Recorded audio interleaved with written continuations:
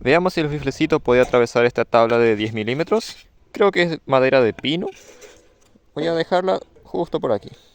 Y de paso también voy a estar apuntando a esta manchita que está justo ahí. Casi le acerté la mancha a esta. Y sí, tranquilamente le dejó un agujero. Así que voy a probar a una mayor distancia. Esta vez al doble de distancia. También le acerté. Y sí, casi le acerté al medio y tranquilamente la atravesó.